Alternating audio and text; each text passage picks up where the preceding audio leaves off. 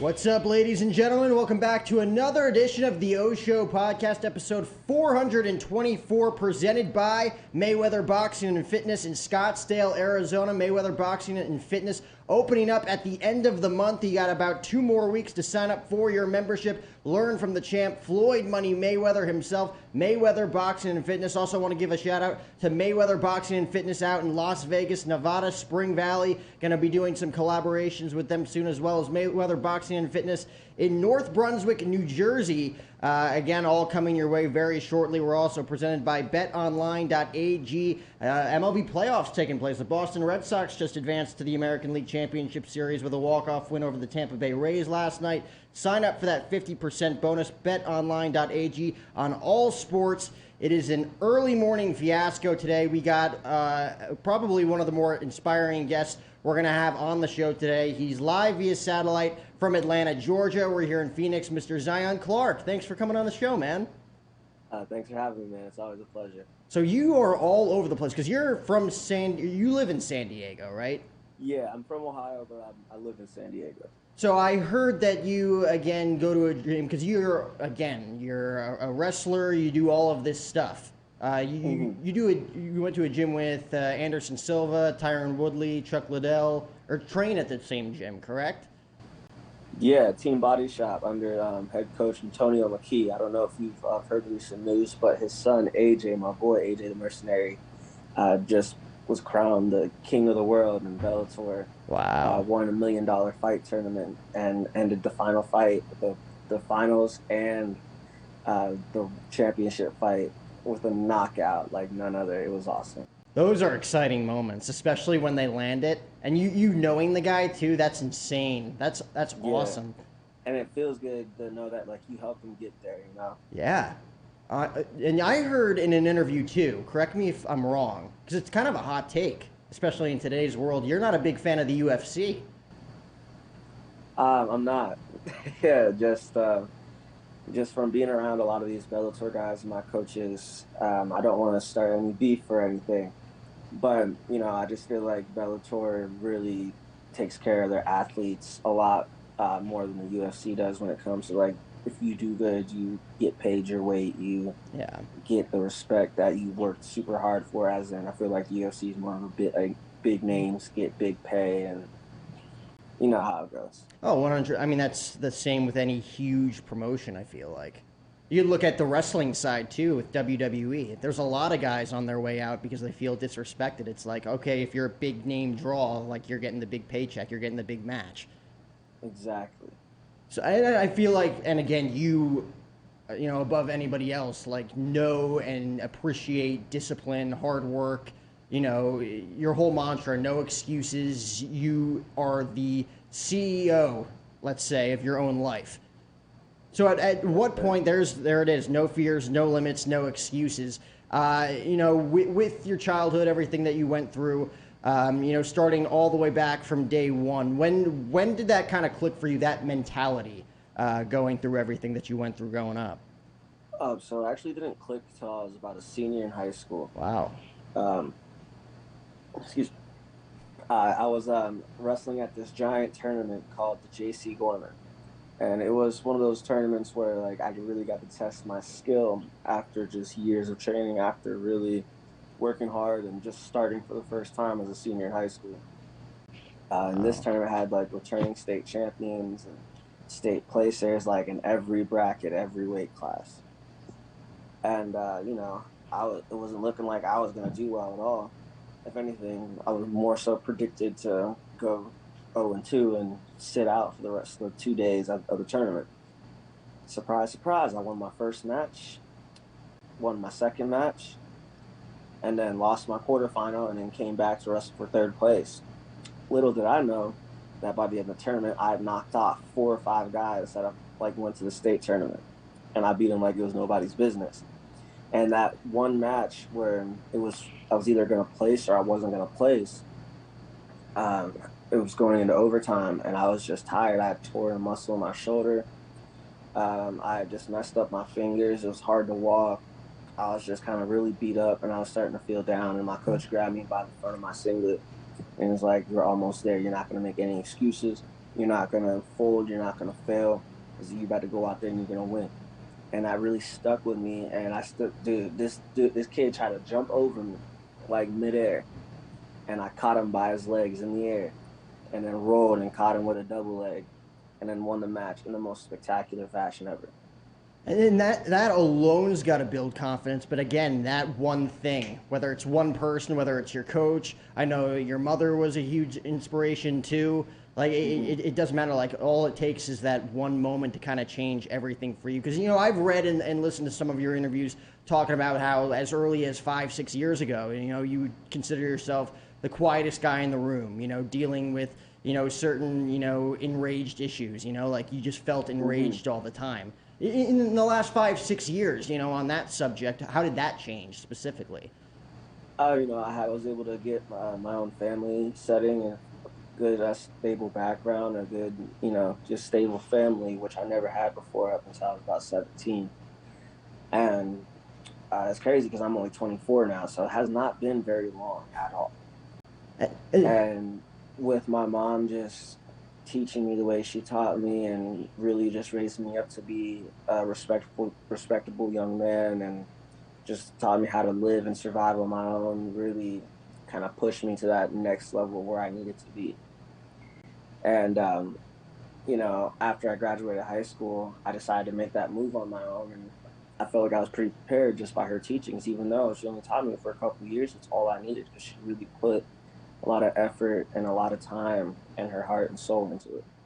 How much would you say that growing up, whether it would be in foster care, dealing with not just different people, but growing up around a different diverse of people all the time, like how much do you think that kind of shaped your mentality, or was it specifically just like when you were a senior in high school, that's when it really all clicked? Well, when I was coming up, I had a really bad outlook at the world. What I knew first things first, what I knew was that everybody's bad. Everybody's not a good person. Everybody's gonna lie to you. Nobody wants you around. Yeah. Nobody wants you in their home. And that's just kind of what I thought. And I would try to just like go to school and go to wrestling practice every day and stay there as long as possible. Because 9 times out of 10, I would be terrified to go home. And that was no way to live. You know what I mean? And I think it shaped me for the better. Now that I'm looking back on it now, just for the fact that, just from my experiences of knowing how bad people can get, shows on how I could treat people to show them how good people can be. What specific things, whether it be, I don't know, like getting picked on or just, people rubbing you the wrong way, how much did that kind of d- have a say in developing that mentality? Because again, like it's Oh very man, easy to like get rubbed the wrong yes. way. So with my life, it was like I got bullied a lot. I would get picked on, but then at home, I would get beaten. I would be starved. Sometimes I wouldn't eat for a couple days, and sometimes I would just like be given a glass of water and half a slice of bread, and that would be my meal for the whole day. Wow.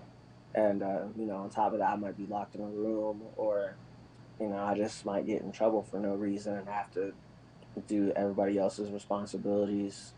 Especially when you're in a house of 8, 9 kids, and you're doing all of their chores, just because that's what the parents said that you have to do while they sit and play video games, and while they go have fun, or they go to the movies, or they eat pizza at the table, and you got to sit on the floor and eat your food. It's just no way to live. No. I mean, you just feel underappreciated, undervalued.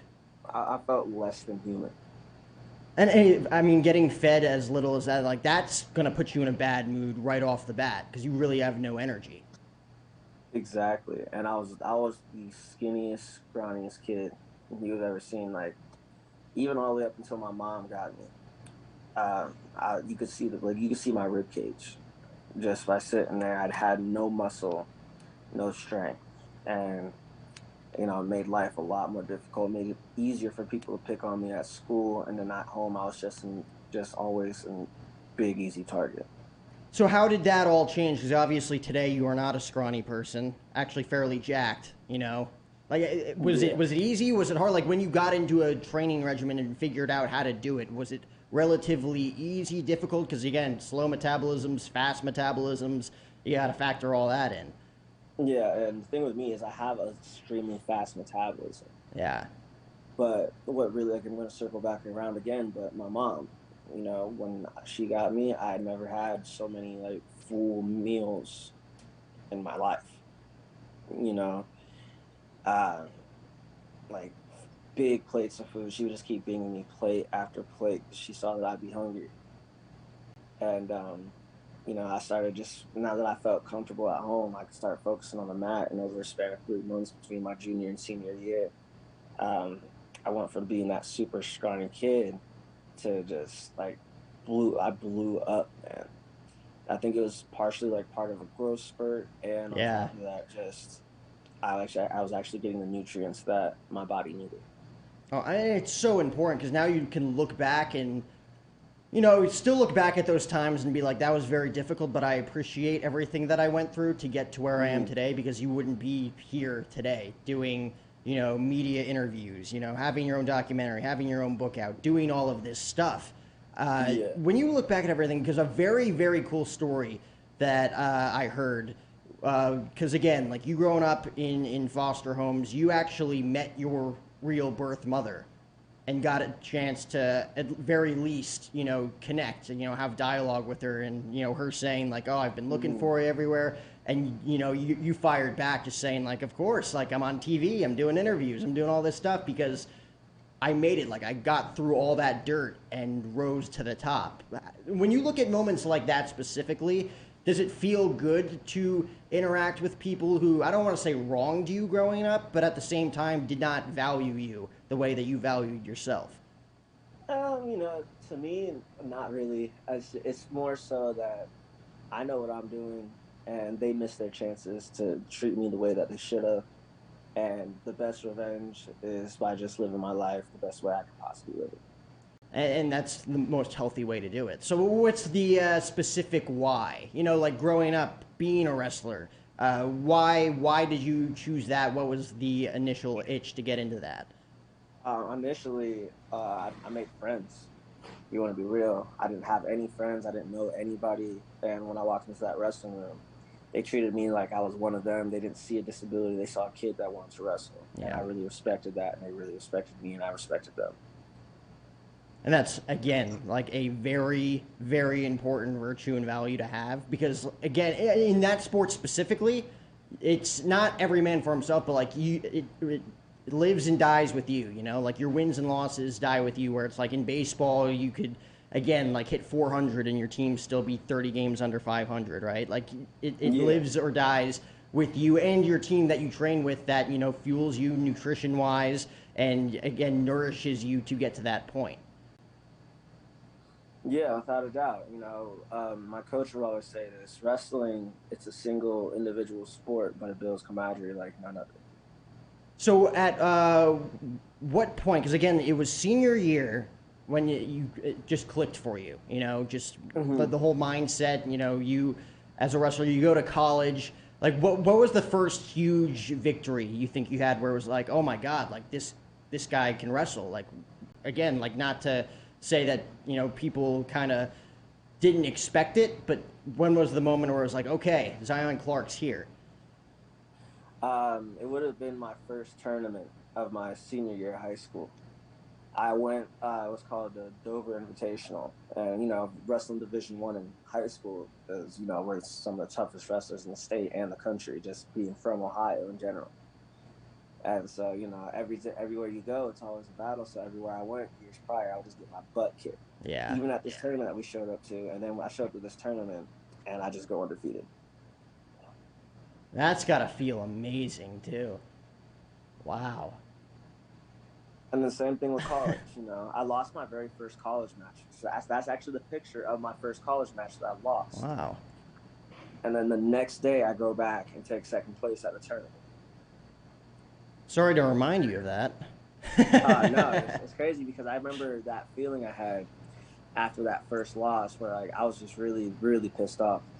And I had worked hard to make the starting position as a freshman. I was just so upset that my very first home match was a loss in front of the crowd. And I was like, I got to get some redemption. I got to come back even stronger. So I come back and I just tank my way through this tournament into the finals. And then I lose a very close finals match, 2-3, against the school Alderson Broadus. Wow. I mean, again, that's what shapes you.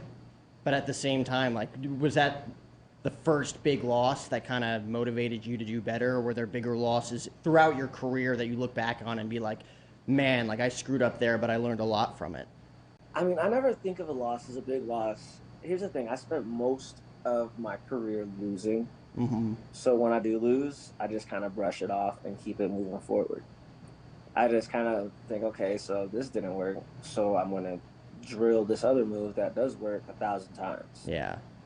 And so I just would develop, like, it took years and years, but I would slowly develop my own style to where it got to the point where, like, all right, I step out onto the mat, even if the guy knows I'm going to hit a low single, or a guy knows I'm going to hit an ankle pick, or a guy knows I'm going to hit a headlock. It doesn't matter that he knows the fact that I'm going to hit it anyways, because I can do it, you know? Have you gotten to a point yet where people are, again, they see that they're gonna wrestle you, they're gonna fight you? Like, are they intimidated? Is there like a factor like how am I gonna adapt? Like how am I gonna plan for this in a sense? Absolutely not anymore. Really? I feel like I've really established myself as a martial artist, as a fighter, as a wrestler. And every time I go with anybody now, especially with all these legends I've been training with, these guys really try to knock my head off. And I love it. You know what I mean? Because they go in there, they're probably like, we're not going to treat you any different. If you want to be a fighter like us, you got to work hard like us. So And what's the like respect. specific training regimens as well as diet? Because like you said, like dealing with a fast metabolism, you gotta scoff down as much food as you possibly can, and good food, nourishing food. Like but at the same Exactly. time, you need the calories in order to build that muscle. Yeah, so when it comes to just like my training regimen, I'm training 2, 3 times a day. I get a lift in and maybe 2 sessions on the mat. One session will be Wow. wrestling, jujitsu, and one will just be striking and grappling. And some days it would be a mixture of everything. Just by the end of the week to test out how like where we're sitting at. And the cool part about it is with my skill in wrestling, I've been developing my own fighting style to where I can connect with your face even from the ground, and you still don't see it coming. It's nice. I can't. I've only posted one video, but that's all I'm ever gonna post because I want to come out there and be that surprise that nobody expected. See, and But nobody thinks about that today. Like, obviously, the big guys promote their stuff. All the content creators put their stuff out there. But like if you're a fighter, if you're a wrestler, if you're doing anything, but in any business, really, like why would you mhm, give away anything that they could look at film wise to say like, okay, like at very least we have this on them. exactly, that's why I won't put it up. I mean, that's insane. Do you have specific training programs that you share with other people? Like looking forward as, again, you're continuing to inspire millions around the world now. Like your name's out there. Like, is there any like plans to create programs, do all of this other stuff for other people that want to, you know, not be the next Zion Clark, but follow in your footsteps in wrestling or anything else? Yeah, at some point down the road, I definitely will. As of right now, I'm still perfecting my craft. I can't do too much, or then I will lose sight of the main focus, which is making it in the Bellator or one championship, or becoming champion wrestler of the world, or becoming track and field champion of the world. Those are my main priorities right now. Everything else is a plus, but I'm a professional athlete first. See, those are the main priority things, but those are a lot of things to be a priority. So, what would be the number one thing? Would it be Out of to. those things, all of them, I feel like I'm very solid in all three sports. Wrestling, I've got to work with some of the best wrestlers in the world, even just currently, helping me develop my skill. Fighters, I've worked with a lot of the UFC's most decorated world champions. Um, what else? I've worked with some of the best coaches around when it comes to striking to really like figure out like, all right, what can I do? What kind of move can I hit? Will this work? Will this won't work? figuring out just what I can do. And then with track and field, when I'm back in San Diego, I'm about to be at the Olympic Training Center, working with their coach and working with their javelin coach, which approached me just at the trials when I competed on national television. And she was like, yo, you need to come out here and throw javelin. You'd be a monster at it. So I was like, okay, I guess I'll try it. Oh my god. And that's such like the best mindset to have too, because we talked about earlier you developing the mentality to say, I can do whatever I want if I put my mind to it. Like you going after all of those goals at once. Like not everybody can do that. 99% of people can't do that. You're in the 1 percentile of people who not only have the mindset to do it, but are actually accomplishing it and kicking ass and actually doing what a lot of people probably think that you couldn't do growing up. Exactly. I'm not out here to prove myself to anybody. I'm out here to just prove to myself that I can be the best in more than just one thing. And it's not even that. Like, I love wrestling. I grew up fighting for my own life. I grew up learning how to survive. So fighting and all that other stuff comes naturally. My family is a family I got adopted into. They are a family full of state champions and national champions, whether it was football, wrestling, track and field. Like, I'm not the only state champ either, you know what I mean? And it was just, I felt like I was surrounded by a great group of people that really said that, oh, you can be great just like us, And after watching my older sister win a state title when I was a junior and she was a senior and shattering the state record with a torn MCL, I was like, I definitely got to do this. Wow. You are And who so you next hang thing you around know, with, right? huh? You are who you hang around with. Exactly. At what age did you figure that out? Because again, that's another lesson I feel like a lot of people don't learn about until like either really early on, like you have an experience and like, all right, I'm disciplined enough to know that this is a bad situation, and then there's people who are in their 40s thinking like, oh my god, like I've just wasted my life hanging around the wrong people.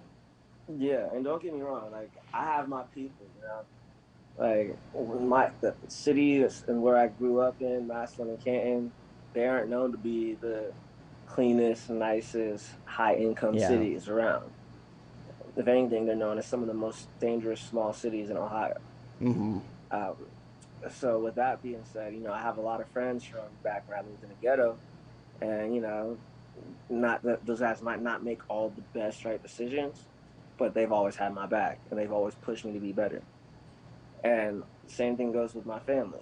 My family's not perfect. My family's not everybody's a top tier role model, but I still look to them for guidance. And that's why I feel like there are times where, I can keep it gangster and I can keep it professional and I keep it cordial. Which kind of goes back to the whole social media thing, like don't put any of that stuff out there and nobody has to know.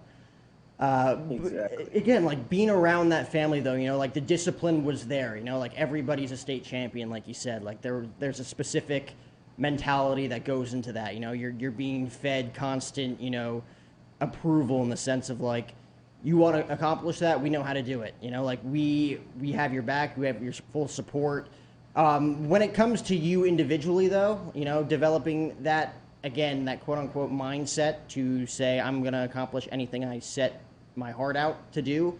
At what point did you say, this is what I'm going to do because this is what I do, as opposed to, again, like getting advice from a family member? Because it might not always be the advice you're looking for, the exact insight you're looking for, despite, loving them, they're your family, but at the same time, like, okay, like I know that's not the perfect advice. When did you know, like, I have to find it from within first before taking advice Yeah, from anybody? so it goes towards the end of my senior year after I finished my wrestling season. And it was what really kind of did it for me was joining the track and field team. Mm-hmm. I was really inspired by my sister to do it after watching her win a title and shatter the long jump record with an injured leg. Like, still, that is crazy to me, man. She was sitting in last place, and then somehow, like, the last person to jump, they were trying to tell her not to compete, and she just shattered the state record. Wow. Yeah, it just, like, something like that, you'd have to believe it. You have to see it to believe it. But after that, I just kind of made up in my mind that all the lessons I learned from wrestling, I'm going to put them in the track and field. And I didn't really need anybody to tell me that. I just kind of naturally did it. So naturally, I was starting to work hard, and with my predicament in track and field, I only had 2 months to get high enough in the rankings and win enough races to make it to the state tournament, state track meet. And believe it or not, by the time it was that time, I was number one in the state for shot put, number one in the state for the 800 meter, number one in the state for the 400 meter, number one in the state for the 100 meter, all my events. I was that top dog with only 2 months of training going into the meet. And after that, I ended up becoming a two-time state champ, four-time placer, junior national champ. Just a whole bunch of things just started kind of coming together. Then I was like, okay, I think I know what I'm good at, Yeah, and And there's like that adversity curve too, where mhm, like it's not just the physical attributions that you're putting in; it's the mental stuff. Getting over what anybody might say, what anybody might be thinking. Because again, like that's kind of a driving point. But like you said before, it's like it's what you want to do, and that's why you do it. It's not to prove exactly, anything to anybody. It's because you love to do it, and that's what you set your heart out to do. But at the same exactly. And the time, crazy, oh my bad. you go ahead. I said the crazy part about that time was I had made so much progress in the shortest amount of time that anybody's ever seen in the state, Yeah. to the point where like they weren't trying to let me compete because they thought I was on some sort of steroids. Mm. And this whole big thing, like my mom had to really step up and stand up for me, and my whole family got behind it. They're like, no, this kid just works hard. So it's like I'm at the school every day, all day, and I'm the first one at the track practice, and I'm the last one to leave. Like I would stay hours after the practice was over, pulling a tire in my racing chair for a mile, 2 miles every day after practice. Just working harder than anybody else. Exactly.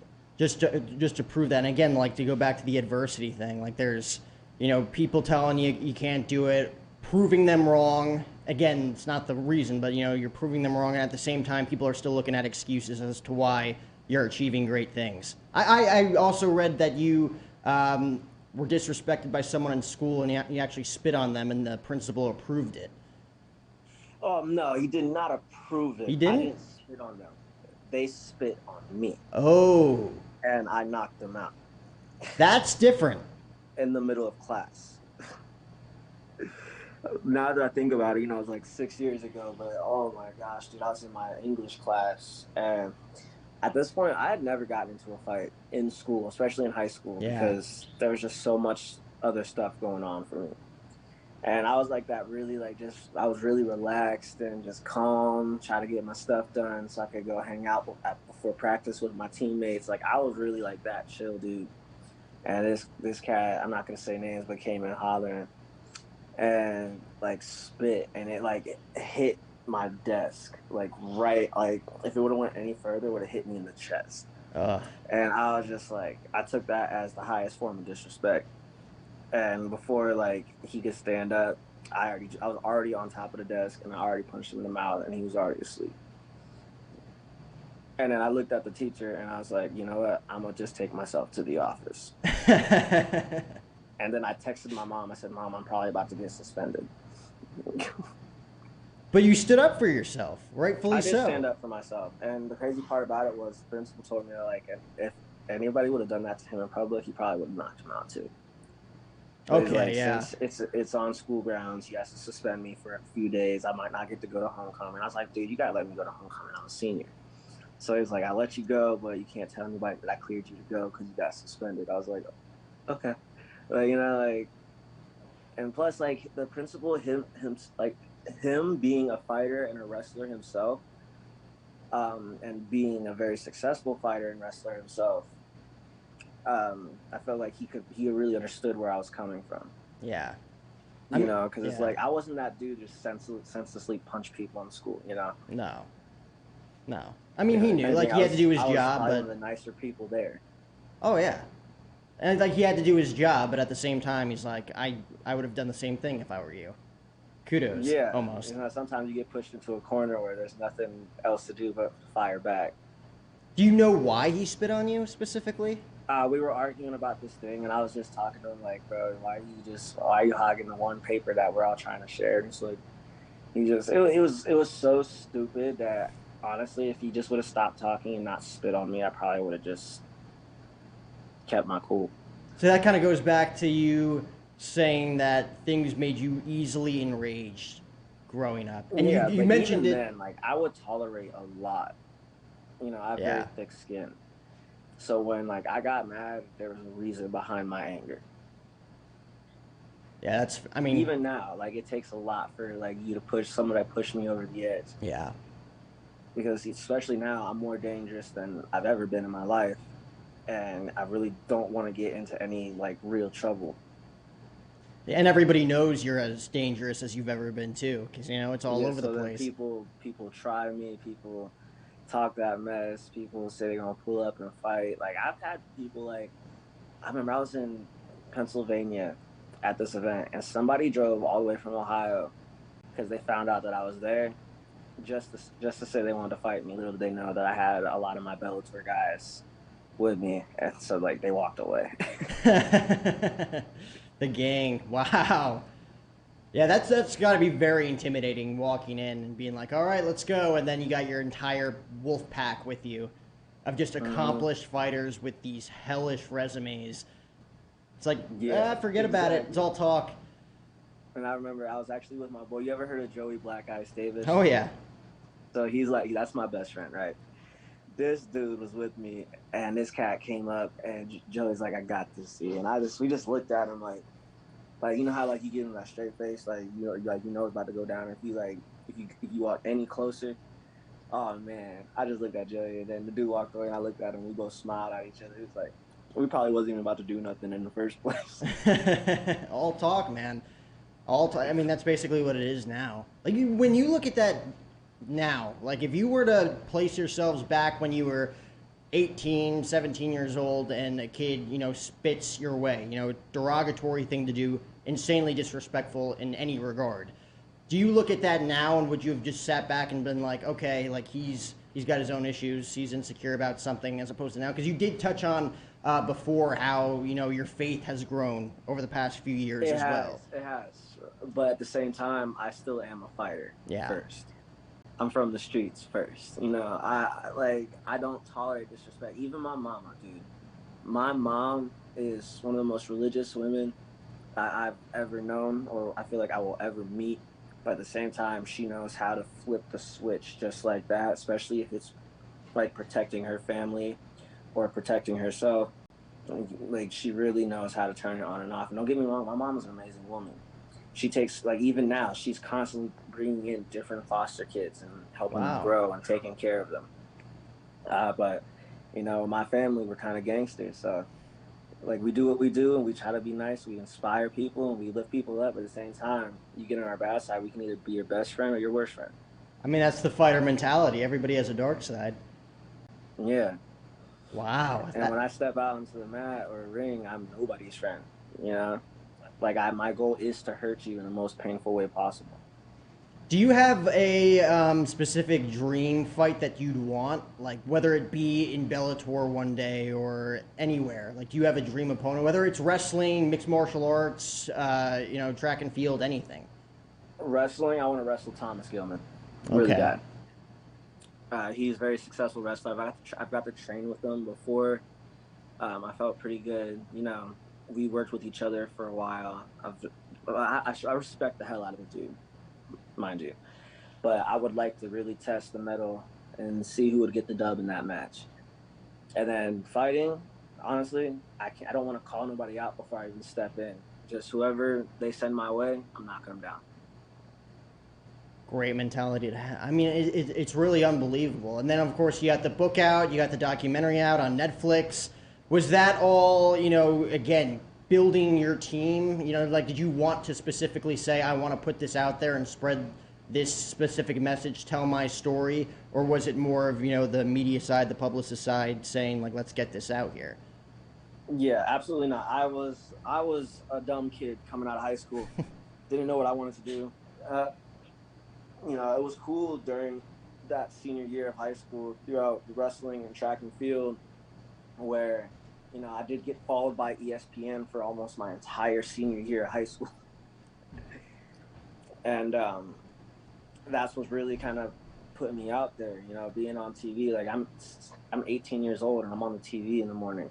sitting at the lunch table and cats, like everybody's watching TV and they're looking at me and I'm just like, leave me alone. Because I was still that quiet kid, you know? But I was just starting to like get used to what I was doing. I wasn't even used to, dude, I wasn't used to the interviews and nothing like that. Right. Like I would be at a wrestling match and I would win or whatever. And then like Fox News would come up, ask me to talk, and I would refuse to speak. It's hard. Yeah. Especially when you know what you're going to say, but you know, like, all these people are watching and all these cameras are just beaming on you. Mm-hmm. Just kind of sitting there And blind, at like, the time, I really wanted to just focus on like my craft. Yeah. Which is, like, that's the most important thing. Huh?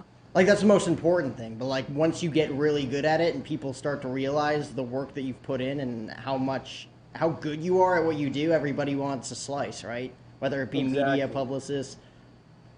So then the year after that, I got hit up by this producer. He flew all the way out from New York City, met with me and my mom.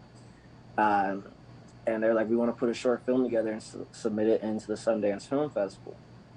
And, you know, I never heard of it. They're telling me it's like the second biggest film festival on the planet. It's like huge. Like you see people like Kanye, Kim Kardashian, Michael Bay, like just like some of the world's top celebrities, artists, producers, the heads of like Netflix, Hulu, HBO, like Amazon, just everybody who is anybody is there. And you know, they submitted it and we flew out to Salt Lake City. Next thing you know, I won best short documentary at the Sundance Film Festival, and then continued to win almost number one best short documentary at all the film festivals across the planet. And then boom, Netflix is knocking on the door wanting to pick it up. Wow, that's something that a lot of film kids wish that they accomplish one day, you know. Yeah, and that was you're crazy. That whole time I was just in college, just working. Like I did it, went back to school. You know what I mean? Oh, that's awesome. That is such a flex, dude. That's awesome. And when it comes to the book too, like you're not like a writer or anything. Like that was like your story being told, and here it is unmatched. Setting the bar. Being the controller, the ruler of your own decisions at all times, regardless of what's happening. What kind of inspired the book? What do you kind of talk about? And just to kind of give you the floor for a second for Unmatched, Zion Clark. What's the message that you're trying to spread in this book? Who are you looking to inspire? So this book is actually one of 3 books I'm going to be releasing. I just finished the second one about a couple weeks ago. We've been working on this about almost 2 years. Wow. The first and the second book. And with this first book, it's more of a picture expose, and it's more like you would see this book more in like the children's section in stores and in schools and like elementary schools, preschools, middle schools. And my main goal was to target the kids first, because think about it, you could be inspiring the next astronaut, the next president, the next master martial artist, the next great anything, And I just felt like, yeah, it's cool talking to adults and it's cool talking to businesses and it's cool doing all that stuff, but the joy I would get out of talking to kids is unmatched. And I said that so many times, I had to put it on the cover of the book. Um, but seriously though, like just the purity of a kid and just how innocent they are and just how just oblivious to the rest of the world that they are is just perfect, because if molded the right way, you could really shape their lives into something great. And at a young age, like given that it's like their formative years, right? Like they're Exactly. the first It's thing that you they're actually read into them. It's like, oh, information. wow. When was the first time someone ever walked up to you and was just like, Mr. Clark, I'm a huge fan. I love what you're doing. You're inspiring me to do this, that, and like how much did that, catapult you into wanting to do more stuff like this? Oh, honestly, it started when I was still in high school. Jeez. You were a Like, stud in high school, man. yeah, man, I was on national television at 18 years old. Oh my And God. you remember I was on ESPN's top 10, and they put me on #1 in front of LeBron, and that was probably one of the biggest flexes I had at that time. It was like I was like, yo, Bronny, I'm sorry, but I got you beat on this one. Uh, but seriously though, like people ever since I was a senior, they saw me like grow. So a lot of people in my city who saw me like grow up and saw me excel and then become like one of the best dudes in the respective sport in track and field. I mean, I ended my senior year as one of the fastest guys on the Eastern Seaboard and the fastest guy in Ohio. You know what I mean? And people just really just started coming up and like they want to shake my hand and talk a little bit. And I was still that kid that did not like to talk, so Right. I would be weirded out almost every time. And I'll keep it very brief and just be like, "Yeah, nice to meet you. I'm glad that I can make your day." And then I would just keep it moving. And as I got older and as I started really like dive into my skill as an athlete, uh, people started following my pages and just everything really took off. But even at that time, I just ignored all of it, Yeah. because I had stuff to do. I got stuff to do. So Even how, now, like yeah, I mean, like, how I did you, focus more on what I'm doing. determine to value it or, kind of balance it now? Because again, you're doing all of this, media stuff at the same time with your main goal of being an athlete first. Yeah, even now, like every state that I travel to, I find a UFC fighter, a Bellator fighter, a high class wrestler. It doesn't matter where I go. I find them, and either they see that I'm out there and they hit me up, or I hit them up and they're just like, "Yeah, pull on through. I'd love to work with you." And it's making it more credible. Uh oh, you there? Oh, I'm here. But it said it makes it more credible when you're training with people like Platinum Mike Perry, Yeah. Anderson Silva, Rampage Jackson. You know what I mean? Like it makes you very credible, especially when those guys go out and speak out and be like, "Holy shit, this dude Zion's the real effing deal." You're You building know? those partnerships too. Like, you're basically taking your business wherever you are. Like, are you meeting with Exactly. anybody this week in Atlanta while you're doing your stuff? Yeah, I'm actually gonna hit up this gym. I can't remember the name of the top of my head, but they have like two UFC champs and a Bellator champ training there. So I'm about to stop by, just pop in, say what's up, and set up a plan for the next 5 days while I'm out here. See, again, like for people, like that's such an important lesson to learn, especially as you being 24 years old. I'm 22 years old. Just like whether you're an athlete, whether you're a podcast host, whether you're in business, music, whatever. Like it's so important to realize like wherever you go, make the most of it, make opportunities for yourself. Exactly. Because you never know what's going to happen. You never know who's going to be like, oh my God, that's Zion Clark. Like, oh, like who knew, right? Right, right. I mean, I think that again is so inspiring, man. Like your entire message, like setting your own limitations. And this will be the last, thing I want to discuss with you. I know you're busy, you got a lot going on. Yeah, Don't actually, want to I take too gotta much of your hop out of time. here soon, Oh, perfect timing probably then. in the next like 8 minutes. Oh, then we're in sync then, brother. So here's what I kind of want to ask you with everything. Like when it comes to your mentality, shifting things to your narrative, saying I can do whatever I set my mind out to. Whether it be, a track and field star, wanting to be a Bellator mixed martial art fighter. What is something that you think that you'd want to do moving forward? And again, like you got a lot on your plate. You're probably not thinking so far down the line, but at the same time, you got a plan. What's something that you think that you'd want to accomplish and go after that some people might think like, oh my God, really? Like I wouldn't have never thought of that. Real estate. Really? See, I would have Yeah, never thought no. of that. I've actually been working on it for over a year, getting the plan set up. I'm actually about to buy a couple spots back home in my hometown, and then completely redo them and start renting them out.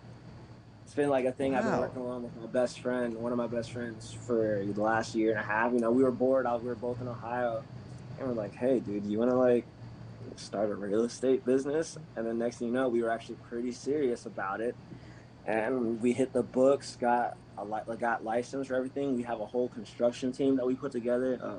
Like we're serious. Why? What's the passion behind that? I mean, I always just I'm an opportunist. Yeah. So with real estate, I did a lot of construction and stuff in high school with the career tech programs. I helped like work houses. I know how to build a house and wire it and put in plumbing and everything. It's like a skill that you wouldn't expect me to have, you Right. know. But like, well, I have that skill. Why not put it to good use, you know? And why not make some good money while I'm at it too? Do you have experience in the sales game? You know, again, like I mean, trying to I'm a sell a pretty I'm house? pretty good at getting people to buy stuff and do what I want for the most part. I feel like I'd be an awesome salesman, especially with us running a company Real Deal out here in San Diego and California in general. I feel that this was like my time to really test myself on how I'm able to market and how I'm able to really sell myself and what I do. So now that I've figured out that I can really sell it for what I'm doing right now by just showing proof in the pudding, I'm gonna just go build these houses up, get pictures up, big Z Association housing, man. Like, it's the real deal. You got it all mapped out. And then who wouldn't want Zion Clark to be their real estate agent? Right off the bat, I feel like, oh, yeah, I totally trust this guy. He knows what I he's mean, I doing. hope so. I wouldn't steer nobody in the wrong way. I've worked with a lot of people. One of my high school teachers, may he rest in peace, Von Moeller, just passed away about 2 months ago. And that man really taught me everything I need to know about construction.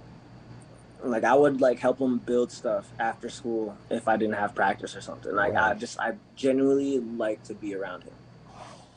And he would just constantly teach me things, show me things, got my OSHA license, got like all this stuff, like all these certifications he helped me get. Cause he's like, you never know when you might want to use it. So Wow. I would have never guessed that, dude.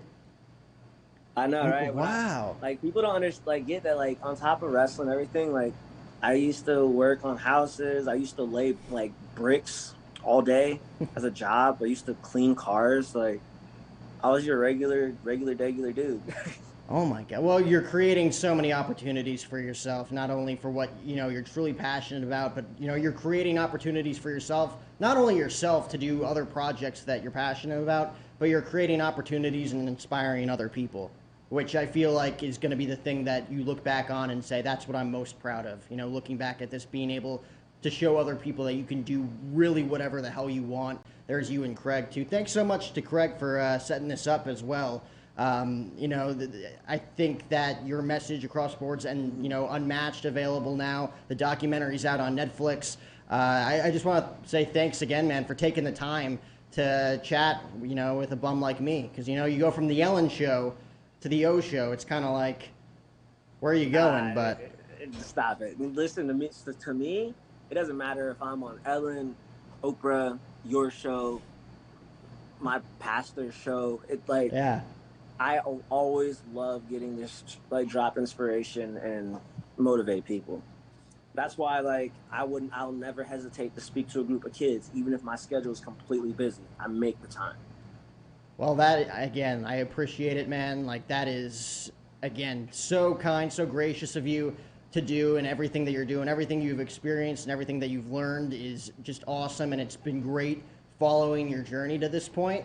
I'll let you go because again, you got big stuff happening today in just a matter of moments. So I'll let you go. Yes, But sir. this was episode 424 with Zion Clark. Again, the book Unmatched available now, as well as his documentary on Netflix. This was the O Show 424. Hank, hit your close, man.